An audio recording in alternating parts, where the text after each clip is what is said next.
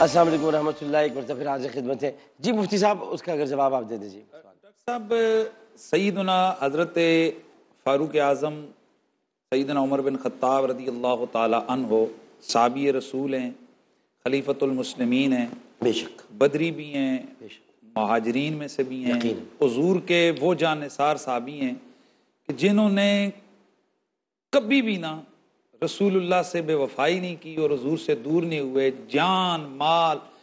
اور میں ان کی ہستی اس لیے ہمیں زیادہ پیاری ہے کہ آپ کا یوں سمجھیں کہ نبی کے بے ادبوں اور گستاخوں کے خلاف آپ کا ہاتھ ہمیشہ تلوار کے دستے پہ ہوتا تھا۔ بے شک بے شک۔ ہمیں بے پناہ محبت ہے سیدنا فاروق اعظم رضی اللہ تعالیٰ عنہ سے، اور ان کی محبت ایمان کا حصہ ہے، اور اس میں ذرہ برابر کمی کوتاہی میں اپنے عقیدے کے مطابق سمجھتا ہوں کہ وہ رسول اللہ سے دوری کا باعث ہے۔ آپ کو جس بدبخت پلید کمینے نے شہید کیا، جس کو ابو لولو فیروز کہتے ہیں، مجوسی تھا، جی اور جس پلید نے مولا المومنین والمسلمین سیدنا غالب علی کل غالب امام المشارق والمغارب سیدنا علی بن ابی طالب کرم اللہ تعالی وجہ الکریم کو شہید کیا، عبد الرحمن ابن ملجم، دونوں پلید تھے، دونوں لعنتی ہیں، واہ، دونوں مسلمانوں کی نگاہوں میں جس کو کہتے ہیں نا نفرتوں کا نشانہ ہے۔ بے شک، ایک کو کتا کہہ دیں، ایک کو خنزیر کہہ دیں، دونوں مسجد میں نہیں آ سکتے، دونوں پلید ہیں، دونوں لعنتی ہیں، دونوں ناپاک ہیں، اور ہم دونوں کے ساتھ شدید ترین نفرت کرتے یہ ہیں۔ مکمل جواب ہو گیا، بس۔ مکمل جواب۔ اچھا اپنا مفتی صاحب، مفتی مسعود صاحب، یہ مجھے بتائیے گا، یہ کسی نے پوچھا ہے، ذرا اب سوالات کا تھوڑا رخ چینج کرتے ہیں۔ یہ پوچھا ہے کسی نے کہ آپ کے یہاں کیلیگرافی ہوتی ہے، شام کو ہمارے یہاں بنایا جاتا ہے، علی بن ابی طالب لکھا یا لا الہ الا اللہ محمد رسول اللہ لکھا یا قرآنی آیات لکھی، وہ یہ پوچھ رہے ہیں کہ کیا قرآنی کیلیگرافی کے لیے وضو کرنا لازمی ہے یا آپ لکھ سکتے ہیں؟ اچھا سوال ہے۔ وضو کرنا لازمی ہے، قرآنی کیلیگرافی کے لیے وضو کرنا لازمی ہے۔ البتہ اس میں یہ کہوں گا کہ جو آپ کمپیوٹر پہ کر رہے ہوتے ہیں سافٹ ویئر، اس کے اندر وضو کی شرط نہیں ہے، اور اسی طرح اینڈرائڈ فون پر بھی آپ قرآن کریم کی تلاوت کرتے ہیں، اس کے لیے بھی وضو کا ہونا ضروری نہیں ہے، شرط نہیں ہے۔ لیکن جو کاغذ پہ کیلیگرافی ہوتی ہے یا ہم کلام اللہ پڑھتے ہیں، اس کو چھونے کے لیے وضو شرط۔ مفتی توحید عباسی صاحب۔ ڈاکٹر صاحب، جو لکھنے والا ہے، ظاہر ہے قرآن مجید فرقان حمید کو ہاتھ لگانے کے لیے وضو ہونا شرط ہے، تو اگر وہ ہاتھ نہیں لگا رہا اور واسطہ قلم ہے تو وہ بغیر وضو کے بھی لکھ سکتا ہے۔ ٹھیک ٹھیک۔ مکتبہ اہل بیت، یا ظاہر ہے کہ ہم سبھی کا مکتبہ اہل بیت، سارے مکتبہ اہل بیت۔ آپ چونکہ کہتے ہیں تو میں اس لیے مجھے اچھا لگتا ہے آپ کہتے ہیں۔ یہ بتائیے کہ آج کی شب ہے، آپ سب لوگ عبادت کر رہے ہیں، اب کو خواتین ہوتی ہیں جو ظاہر نہیں کر پا رہی اس وقت عبادت، وہ کیا کریں؟ وہ مس کر رہی ہیں کہ یہ طاق رات ہے، یہ ہمیں اس میں شب قدر تلاش کرنی ہے، کیا کریں؟ میں تو انتظار کر رہا تھا شاید آپ وہی سوال وہاں لے جائیں گے۔ اس کا وہ جواب دے دیا نا۔ عرض کروں کہ اللہ سبحانہ و تعالیٰ نے خواتین کی جو خاص حالت رکھی وہ ان کے لیے افتخار ہے کہ وہ اللہ تعالیٰ کے بندوں کو دنیا میں لائے اور امت مصطفیٰ صلی اللہ علیہ وآلہ وسلم میں اضافہ ہو۔ اس لیے وہ جو حالات ہیں، ٹھیک ہے، اس حالت کو نجاست کی حالت کہی جاتی ہے، اور اس حالت میں روزہ بھی منع ہے، اس حالت میں نماز بھی منع ہے، لیکن اس حالت میں اللہ تعالیٰ کا ذکر، اس کے سامنے توبہ، اس کے سامنے استغفار، اس کی کوئی ممانعت نہیں، اور انسان ہر حال میں اللہ تعالیٰ کے حضور میں موجود ہے۔ اس حاضری میں قرآن مجید نہیں ہاتھ لگا سکتا، اس حاضری میں نماز نہیں پڑھ سکتا، لیکن اللہ تعالیٰ کے ذکر کی تسبیح تو نکال سکتا، توبہ اور استغفار کر سکتا۔ حتیٰ ہمارے ہاں کیونکہ غیر نماز کے سجدوں میں وضو شرط نہیں ہے، تو اگر سجدے میں جا کر العاف، استغفر اللہ اور یہ ذکر کرتی رہے تو اللہ تعالیٰ اسے وہی ثواب عطا کرے گا، اس لیے کہ وہ جان بوجھ کر نہیں چھوڑ رہی۔ ایک فطری تقاضا ہے کہ اس میں عورت کو ایک مقام ملا ہوا ہے کہ اللہ تعالیٰ کہتا ہے ابھی تو نماز سے بھی دور ہے، روزے سے بھی دور رہے، اور اس حالت میں میرے پاس نہ، لیکن ایسا نہیں ہے کہ اللہ تعالیٰ کی بارگاہ سے اس کو دھتکارا گیا، اس لیے اس کا احترام اپنی جگہ پر، توبہ اور استغفار کا جو اس کا مقام ہے وہ اللہ تعالیٰ قبول کرے گا۔ اچھا، مطلب ذکر بھی کر سکتے ہیں، وہ کر سکتے ہیں، ٹھیک۔ اچھا، اب سوالات، قاری خلمان جاوید صاحب ذرا بتا دیجیے گا، ظاہر ہے کہ سوالات، اور اگر کالز بھی ہو تو آپ مجھے کال بھی، اچھا کال بھی آ گئی، جی دے دیجیے گا۔ السلام علیکم۔ السلام علیکم۔ ہیلو، السلام علیکم۔ جی وعلیکم السلام، جی فرمائیے۔ جی میں نے آپ سے پوچھنا تھا۔ جی ہیلو، جی جی جی عامر لیاقت صاحب سے جی میں بات ہو کر رہی رہا ہے ہوں، جی فرمائیے، جی فرمائیے۔ اچھا، میں نے آپ سے یہ پوچھنا تھا کہ ایک تو میں آپ کی بہت بڑی فین ہوں، پہلے میں آپ کو یہ بتا دوں، بہت شکریہ، بڑی نہایت، بڑی اور نہایت۔ میں 20 روزوں سے کوشش کر رہی تھی، میری آج کال ملی ہے آپ سے۔ نہیں بڑی نہایت، آپ کی کیا سوال کرنا چاہیں گے؟ اچھا، میں نے آپ سے یہ پوچھنا تھا کہ جو آپ کے جیسا عورتوں کے دن ہوتے ہیں، ڈیز ہوتے ہیں، جی جی تو ان میں 12 بجے سے پہلے اگر آپ کے ڈیز آ جائیں تو کیا روزہ ٹوٹ جاتا ہے کہ آپ کو 12 بجے کے بعد کنٹینیو رکھنا پڑتا ہے اپنا؟ مفتی حنیف قریشی صاحب۔ روزہ تو ضائع ہو جاتا ہے، لیکن احترام روزہ میں اس کو کھانے پینے سے اجتناب کرنا چاہیے۔ اگر دن اس نے سویرے کو نیت اس نے کی ہوئی ہے تو روزہ تو بہرحال ختم ہو جائے گا، لیکن احترام رمضان یا احترام روزہ میں آپ اس کو کھا پی نہیں سکتے ہیں، باقاعدہ شام کو افطار کریں گے۔ اچھا حالت ویسے ڈاکٹر صاحب اچانک جب ہو گیا، احترام یوں کر لے کہ جو باقی روزے دار ہیں ان کے سامنے نہ کھائے پیے، لیکن جب روزہ ختم ہو گیا ہے تو پھر بھوکے اور پیاسے رہنے کا کوئی فائدہ نہیں ہے۔ احترام یہی ہے کہ باقی جو روزے دار ہیں ان کے سامنے وہ نہ کھائے پیے۔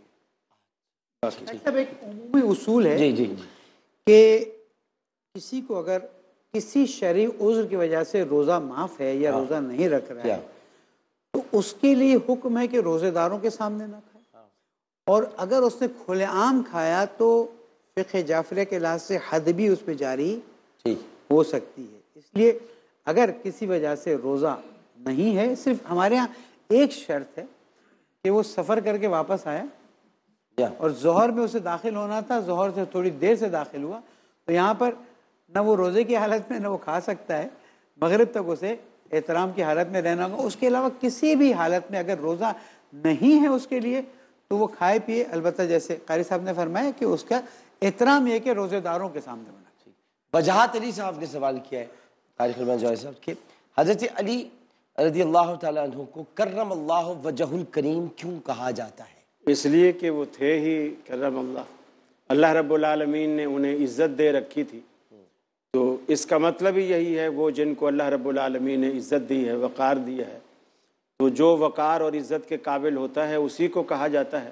تو یہ اسم با مسمہ ہے، یعنی وہ واقعی عزتوں والے تھے، عزت کے لائق تھے، اور اسی لیے یہ لقب آپ کو دیا گیا۔ ٹھیک، لا فتح، جی جی جی جی میں اس میں تھوڑی سی بات یوں بڑھاؤں گا کہ جب یہ خوارج کا فتنہ اٹھا تھا تو چونکہ وہ دشمن علی میں تھے، دشمنان علی میں سے تھے اور دشمنان اہل بیت میں سے تھے، وہ جب حضرت علی رضی اللہ تعالیٰ عنہ کا نام لیا کرتے تھے، نقل کفر نباشت کے تحت میں ذکر کر رہا ہوں یہ بات، کہ وہ نعوذ باللہ جب حضرت علی رضی اللہ تعالیٰ عنہ کا نام لیا کرتے تھے تو سود اللہ وجہہ کہتے تھے، نعوذ باللہ۔ تو اس کے مقابلے میں مسلمانوں نے یہ چیز رکھی تھی کہ وہ ان کے ساتھ کرم اللہ وجہہ کہتے تھے۔ تو یہ ایک جب ایک فتنہ آتا ہے اور اس کے اندر کوئی ایک نعرہ بنتا ہے تو جب مسلمان اس فتنے کا مقابلہ کرتے ہیں تو وہ اس کے مقابلے میں اپنے عقائد کو ایک نعرے کی شکل میں بھی لے کر آتے ہیں، ورنہ تو دوسرے حضرات بھی کرم اللہ وجہہ ہی تھے، لیکن خاص طور پر ان کا ذکر خوارج کے مقابلے میں کیا جاتا ہے۔ ٹھیک، لا فتح الا علی لا سیف الا ذوالفقار۔ عامر خان صاحب پوچھ رہے ہیں کہ یہ حضرت جبرائیل علیہ السلام اگر تلوار لے کر آئے تھے، وہ پوچھنا چاہ رہے ہیں، تو پھر اس کو قرآن پاک میں اس کا ذکر کیوں نہیں کیا گیا، بتایا کیوں نہیں گیا؟ قرآن میں اس کا کہیں پر ذکر کیوں موجود ہے؟ ایسی کوئی بات نہیں ہے کہ کوئی آسمان سے تلوار نازل ہوئی ہے یا کوئی ایسی صورت ہوئی ہے کہ جبریل علیہ السلام تلوار لے کر آئیں۔ نبی علیہ السلام نے ان کو تلوار عطا فرمائی تھی، اور اس کی بھی باقاعدہ طور پر موجود ہے کہ حضور کے پاس کس واسطے سے یہ تلوار آئی ہے۔ تو وہ جو کہا جاتا ہے لا فتح الا علی لا سیف الا ذوالفقار، تو چونکہ وہ ذوالفقار ان کے پاس حضور کی طرف سے عطا کردہ تھی۔ یاد رکھیں کہ نبی رحمت جب کسی کو کوئی چیز عطا کرتے ہیں وہ محض چیز نہیں ہوتی ہے، اس کے پیچھے رسول اللہ کی طرف سے بہت کچھ ہوتا ہے۔ جس طرح حضرت عکاشہ کو اللہ کے نبی نے ٹہنی عطا کی، وہ تلوار بنی، پھر وہ ایسی تھی کہ اس کا نام جناب عجون رکھ دیا گیا۔ اب وہ کاٹتی تھی، باقاعدہ تلواروں جیسی تھی لوہے کی. تو حضور نے جب ذوالفقار عطا فرمائی نا، 7 روحانی ساری کی ساری عطائیں طاقتیں وہ بھی ساتھ ہو گئیں. تو اب جس وقت بدر کے اندر اس تلوار نے پہلی مرتبہ اپنے جوہر دکھائے تو اس پر پھر روایات میں آتا ہے کہ یہ کہا گیا کہ لا فتح الا علی لا سیف الا ذوالفقار، علی جیسا کوئی بہادر نہیں ہے اور ذوالفقار جیسی کوئی تلوار نہیں ہے. تو چونکہ یہ کوئی ایسی چیز نہیں ہے جو آسمان سے نازل ہوئی ہمارے اہل سنت کے ہاں، تو اس لیے اس کا کوئی ذکر کوئی ہونا قرآن میں ضروری بھی نہیں. مفتی نوید عباسی صاحب، اس میں آپ کو اضافہ تو نہیں کرنا چاہیں گے مصری صاحب کوئی؟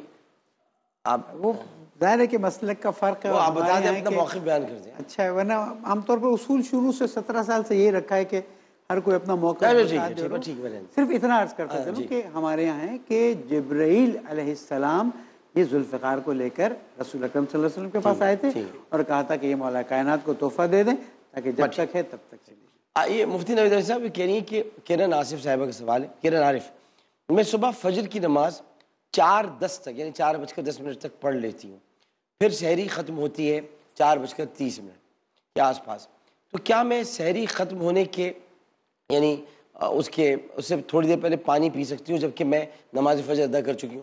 فجر پہلے پڑھ لی، اب میں کیا؟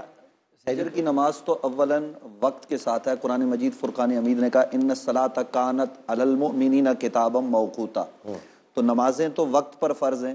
تو اگر اس دن کی فجر انہوں نے وقت سے پہلے پڑھ لی جیسا کہ آپ نے فرمایا 4:10 پر، تو ہمارے یہاں کراچی میں ٹائم داخل ہوتا ہے ختم ہوتا ہے 4:23-24 پہ آج کل، تو نماز ہی نہیں ہوگی. تو وہ اگر انہوں نے نفل وغیرہ پڑھیں تو جب تک ٹائم ہے اس میں وہ کھا پی سکتے ہیں، کھانے پینے میں کوئی حرج نہیں ہے. لیکن فجر کی نماز کو اس کے وقت پر ادا کیا جائے. خواتین کے لیے تو یہ ہے کہ مردوں کی جماعت ہو جائے تو وہ اس کے بعد نماز جو ہے وہ گھر میں ادا کر لیا کریں وقت کے اندر. مفتی حنیف قریشی صاحب سے پوچھ کر بتائیے کہ ابن ملجم کا انجام کیا ہوا تھا؟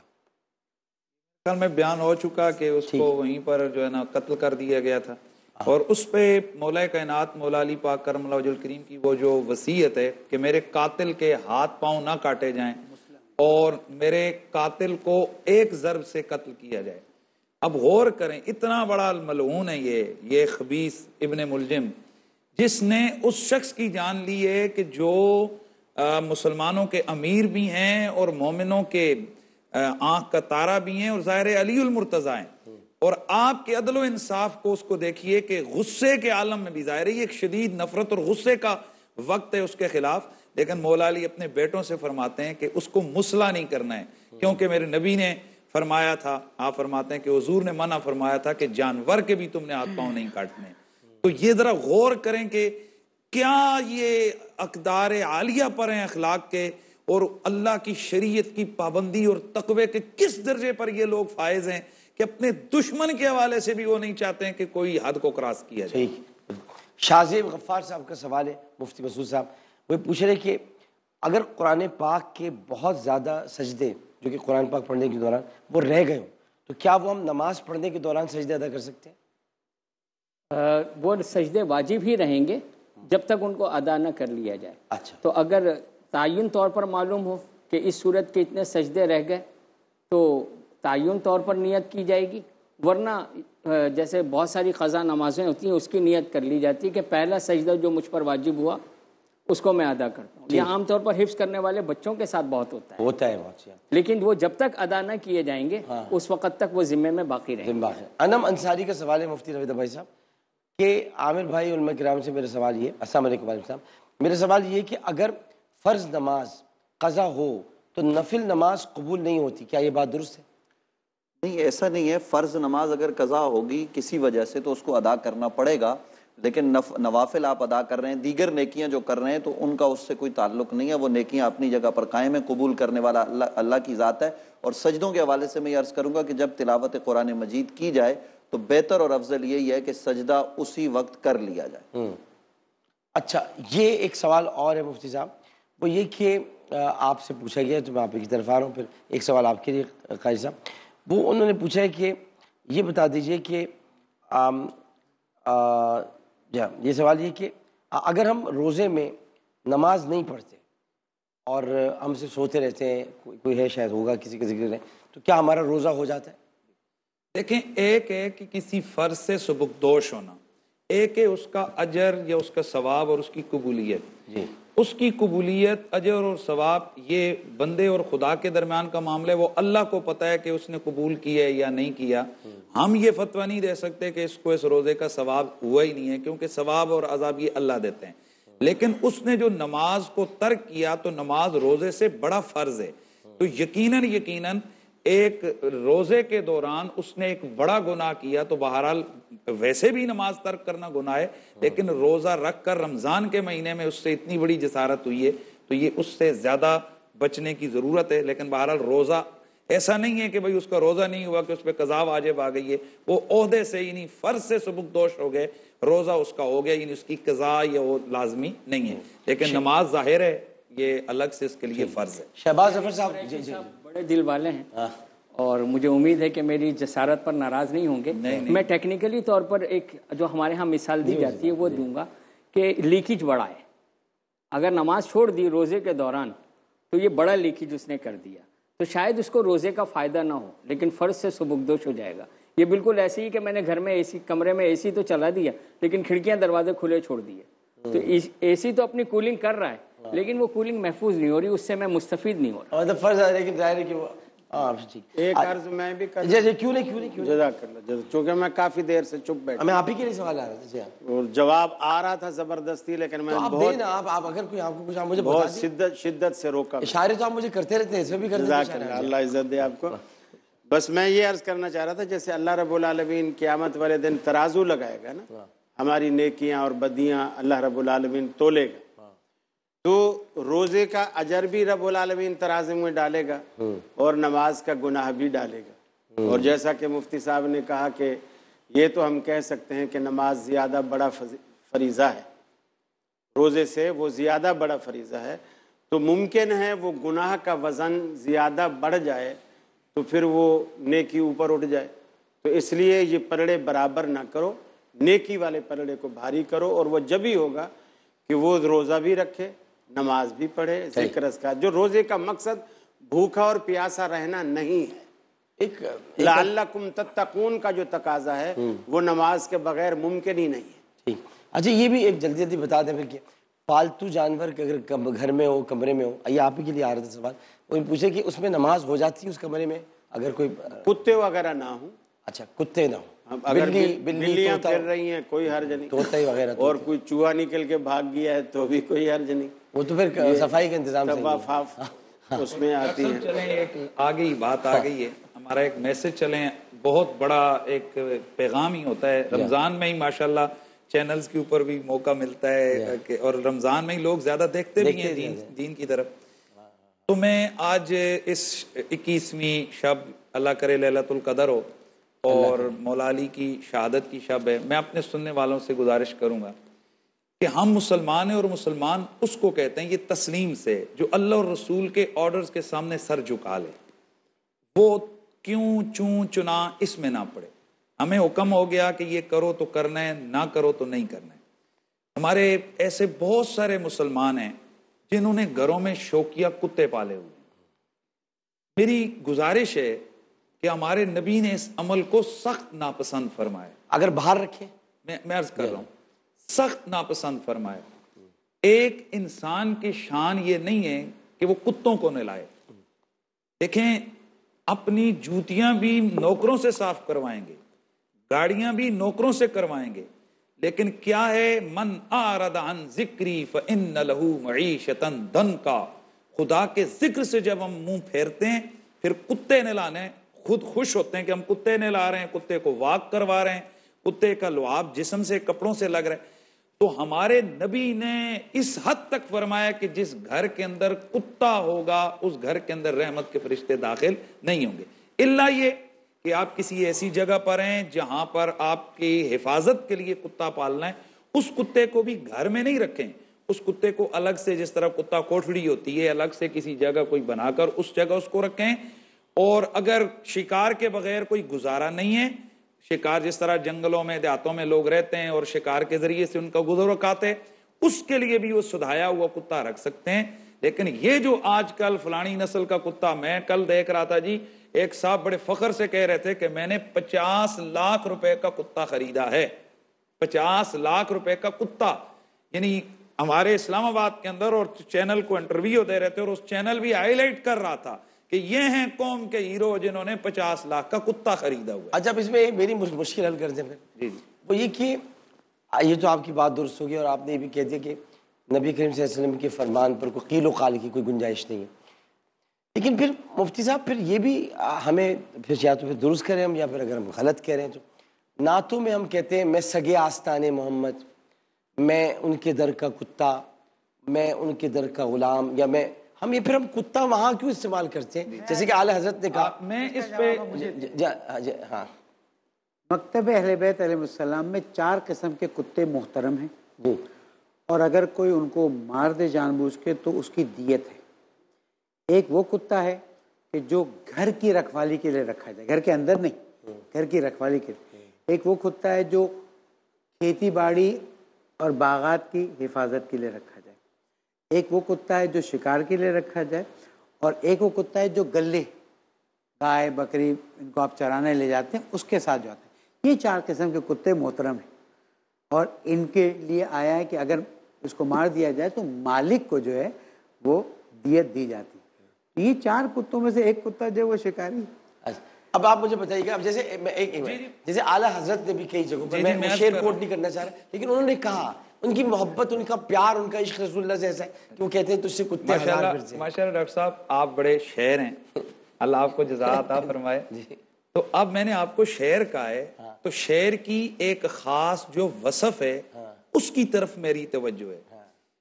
इसका ये मतलब नहीं कि आप कुल्लुम शेर बन गए कि खाने के वक्त आपको जनाब जिस तरह ज़रूरियात हैं वो कर दी जाए, या किसी को मैं शेर कह दूं कि जी माशाल्लाह कारी साहब बड़े शेर हैं। ये तो है शेर अहले हदीस। हाँ, शेर अहले हदीस। थोड़ी देरी के बाद जनाब इनके वो पंजे शंजे जनाब चेक करने शुरू करे बंदा, फिर और चीज शुरू करे। तो ये उस शेर की एक वसफ है, और वो क्या है कि वो शेर दलेर होता है। तो दलेरी से इस्तिआरा मजाज करके कहा जाता है ये शेर। इसी तरह कुत्ता जो होता है, कुत्ते के अंदर उसकी नजासत पलीदी वो सब कुछ है, लेकिन कुत्ते की एक वसफ है और वो है वफादारी। अब जब लफ्ज़ कुत्ता बोला जाता है कोई इंसान के हवाले से, वो कहता है तो उससे मुराद वो जानवर या उसकी वो नजासत और वो नहीं होती, बल्कि उसकी उस वफादारी के हवाले से कहा जाता है और आजी के हवाले से। जैसे कुत्ते को 1000 झिड़कियां डाले ना, वो मालिक का इस तरह कहने वाला कहता है मैं सगे आस्ताने मोहम्मद, तो मैंने देखा यानी मैं रसूलुल्लाह सल्लल्लाहु अलैहि वसल्लम के आस्तान का सग हूं। क्या मतलब? मुझे 1000 कोई झिड़कियां दे, हमने नहीं उठना। और दूसरी बात, जब तक कुत्ता हल्का ना हो ना, हल्काया कहते हैं पागल को, वो मालिक के लिए उसको जो मर्जी हो जाए वो मालिक को काटता नहीं है। तो हम कहते हैं या रसूलल्लाह हम कुत्ते, मतलब ये कि हम आपका खाते हैं, आपके गीत गाते हैं, हम हुजूर। कुत्ते का एक और काम होता है, वो मालिक के दुश्मन को वड़दा जरूर है, वो नहीं छोड़ता। वो बताया ना, वो बाग की रखवाली करता है, वो घर की रखवाली करता है, वो मालिक की जान की रखवाली करता है। हम कहते हैं हम रसूलुल्लाह के कुत्ते हैं। क्या मतलब? जो उस मुकद्दस नूरी बाग की तरफ आएगा ना, हम उसको नहीं छोड़ेंगे। जो उस घर की तरफ भौंकेगा, करीब आएगा, हम उसको नहीं छोड़ेंगे। कोई और हुजूर की जात के ऊपर हमलावर होगा, हम हुजूर के आगे खड़े होंगे। तो वफादारी का वो जो खास ताबीर है और इस्तिआरा है, वो लेकर मैं समझ गया। ये देखिए, से आगे बढ़कर उसमें ये होता है कि कुत्ते के अंदर एक वस्फ और होता है कि वो अपना नुकसान बर्दाश्त कर लेता है, यानी अपनी जान दे देगा लेकिन दुश्मन को मालिक तक पहुंचने नहीं देगा। तो ये उसका उसी का इस्तिआरा। ठीक है, अब ये देखिए ना, मैं इससे ये भी एक मसला हल हो गया। माशाल्लाह मसूद साहब आहिस्ता आहिस्ता खुल रहे हैं। आहिस्ता आहिस्ता। अच्छा जी जी, जज़ाकल्लाह। पहली बात तो ये है डॉक्टर साहब कि अल्लाह रब्बुल आलमीन ने कुत्ते को नजस बनाया है। हमें अकीदत में भी उसकी मिसाल नहीं देनी चाहिए। इंसानी अजमत के खिलाफ है, इंसानी शर्फ के खिलाफ है। फिर रसूल अकरम मैं 96 में हज पे गया पहली दफ़ा जी, और जगह मिल गई रसूलुल्लाह सल्लम के रोज़े के करीब। 96 में माशाल्लाह माशाल्लाह पहला हज में। अब आपने कितने हज किया? माशाल्लाह 3 माशाल्लाह। तो वो जो उसमें मिंबर और रोज़े के बीच में जो जगह है रियाजुल जन्ना की, उसमें बड़ा रश था। खैर मुझे किसी ने जगह दे दी, मैं भी खड़ा हो गया। इत्तेफाक से मेरे बराबर में पाकिस्तानी था, तो وہ جب میں نماز پڑھ رہا تھا تو وہ دعا مانگ رہا تھا، اور دعا اردو میں مانگ رہا تھا، اور زور زور سے رو رہا ہے اور کہہ رہا ہے اللہ مجھے اس در کا کتا بنا دے۔ پہلے تو میں نماز میں تھا، جب میں نماز سے فارغ ہوا وہ بڑی لمبی دعا رو بھی رہا تھا، دعا بھی مانگ رہا تھا۔ تو جب وہ میں سلام پھیر کے بیٹھا، وہ بولے اللہ مجھے اس در کا کتا بنا دے، میں نے کہا آمین، میں نے اسے کہا آمین۔ اب وہ میری طرف دیکھتا ہے تو وہ پھر اپنی دعا کرنے لگ گیا، اس نے دوبارہ کہا، میں نے کہا آمین۔ تو وہ پھر اب اس کو میرا آمین کہنا برا لگ رہا تھا۔ میں نے اس سے کہا جب تو دعا مانگ رہا ہے اور میں آمین کہہ رہا ہوں تو اس کا مطلب ہے بھی اللہ اس کی دعا قبول کر لے، تو جب وہ دعا قبول ہوگی تو تیری تو خواہش پوری ہو جائے گی۔ تو پھر اسے میں نے سمجھایا، میں نے کہا دیکھ اگر یہ قبولیت کی جگہ ہے تو اللہ سے اپنی بخشش مانگ، اللہ رب العالمین سے اپنے گناہوں کی معافی مانگ، اپنے بچوں کی ترقی مانگ۔ ہو سکتا ہے اسے یہ برا لگ رہا ہو کہ آپ کے بیچ میں آمین بول رہے ہیں۔ سنیں، اب میں نے کہا اگر اللہ نے تیری اس قبولیت والی جگہ پر دعا قبول کر لی اور تو ہو گیا، پہلی بات یہ شرط سب سے پہلے تجھے اس روضہ رسول سے مسجد سے یہاں سے نکالیں گے، اس لیے کہ جو کتے اللہ نے بنائے ہیں وہ تو گلیوں میں پھرتے ہیں اور ہم انہیں پتھر مارتے ہیں، ڈنڈے مارتے ہیں، انہیں بھگاتے ہیں، غلط کرتے ہیں، مگر میں نہیں کرنا چاہیے۔ ایک منٹ، ہم گھر نہیں آنے بلکہ یہ KMC والے غلط کرتے ہیں نا سر، یہ نہیں کرنا چاہیے۔ اللہ کی مخلوق تو ہے نا، اس طرح سے نہیں ماننا چاہیے۔ نہ اللہ کی مخلوق ہے، لیکن یہ جتنے اب یہ کتوں کے کاٹنے والے ہیں ابھی سندھ میں ویکسین نہیں مل رہی، ان سب کو ایک جگہ جمع کر کے ان کو کہیں ایکسپورٹ کر دیں، وہ صحیح تجارت کرنی چاہیے مفتی عبدالقوی کے فتوے کے مطابق۔ ایسا نہیں ہونا چاہیے، حرام چیزوں کی تجارت بھی حرام ہے،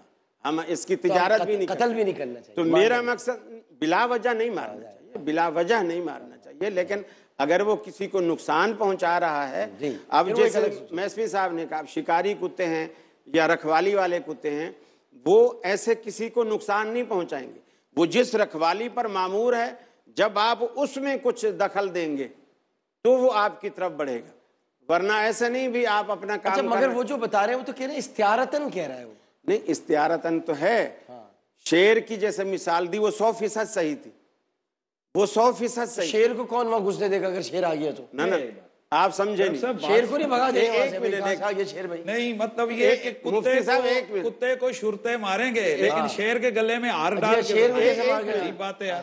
ادھر آپ کہتے ہیں کہ شیر سے مراد ٹانگوں والا شیر نہیں، تو یہاں جو کہہ رہے کتا بنا دے، مثلا مجھے حضور کی عاجزی کی وہ بات کر رہے ہیں۔ اچھا اب ایک اور بات ڈاکٹر صاحب، کتا بھی حرام کھاتا ہے، شیر بھی حرام کھاتا ہے، کتا بھی نجس پلید ہے، شیر بھی ہے۔